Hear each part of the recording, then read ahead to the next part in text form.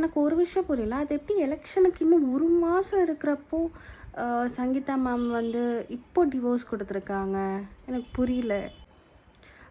இப்போ என்ன நியூஸ் வந்திருக்குன்னா, சங்கீதாவோட ரிலேட்டிவ்ஸ் எல்லாமே டிஎம்கேவோட க்ளோஸ் ரிலேட்டிவ்ஸ் அப்படின்னு சொல்லியிருக்காங்க. டிஎம்கேவோட உதவியால் தான் சங்கீதா வந்து டிவோர்ஸ் கொடுத்துருக்காங்க அப்படிங்கிற ஒரு நியூஸ் சர்க்குலேட் ஆகிட்டுருக்கு.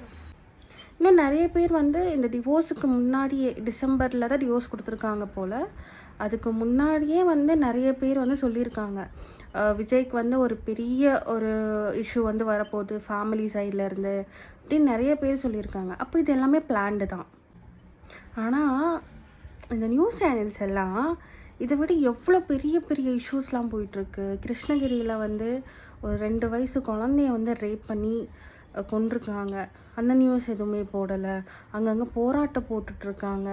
அந்த ஒரு நியூஸும் இல்லை. இப்போ விஜய் வந்து டிவோர்ஸ் பண்ண போகிறாங்க, சங்கீதா மேம் வந்து டிவோர்ஸ் கொடுத்துருக்காங்க. இதுதான் வந்து ஃபுல்லாக போயிட்டுருக்கு. நேற்று வீடியோவில் சொன்ன மாதிரி தான், whatever it is, Vijay அண்ணனுக்காக நாங்கள் இருப்போம். என்ன தான் இஷ்யூ வந்தாலும் சரி, அவருக்காக நாங்கள் இருப்போம். ஸோ உங்களுக்கு விஜய் பிடிக்குன்னா கமெண்ட் செக்ஷனில் கமெண்ட் பண்ணிவிட்டு போங்க. சப்ஸ்கிரைபும் பண்ணிடுங்க.